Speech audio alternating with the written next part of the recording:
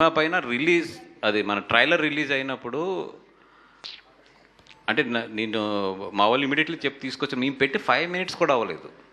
ఇంకా అంటే ట్రైలర్ చూసిన వాళ్ళు ఇంచుమించు 3 minutes ట్రైలర్ ఉంది, ఇంకా 2 minutes ఎంత అవుతుంది, పట్ట పట్ట పట్ట పట్ట ఒక 100-150 ఏదో రోబోట్ వేస్తారు చూస్తారు, అట్లా వేసుకుంటూ వచ్చేస్తున్నారు మొత్తం. దాంట్లో పోనీ వేసే వాళ్ళు డైలాగులు మార్చినా బాగుంటుంది, అర్థమవుతుంది ఓహో అని. అసలు సేమ్ డైలాగు ఒక 10 డైలాగుల తర్వాత ఒక 10 డైలాగ్స్ తెచ్చి కింద పడిపోయింది మొత్తం. దెన్ వి థాట్ లైక్, నాకు అప్పుడు నాలెడ్జ్ లేదంత. తర్వాత later they said it's organised ఇదే అని.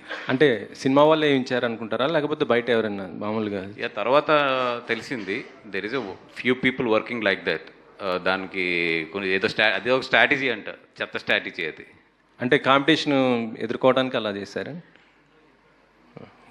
కాంపిటీషన్ ఎదుర్కోవడానికి ఏమైనా కూడా అది ఏంటంటే అదొక శాడిజం అనొచ్చు, సైకోయిజం అనొచ్చు. ఇంత కష్టపడి సినిమాలు తీస్తుంటే దీన్ని చేయడానికి.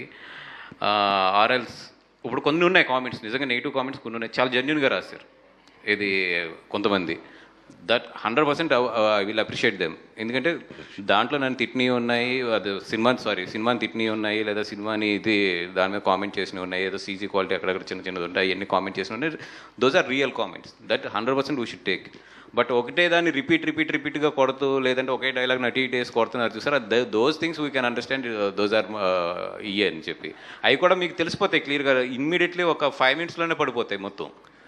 అంటే మీ ఎదుగుదలను చూడలేక ఇలాంటి ఇది ఏదో నాది గురించి కాదండి, ఇది చాలా సినిమాలు జరిగిందంట.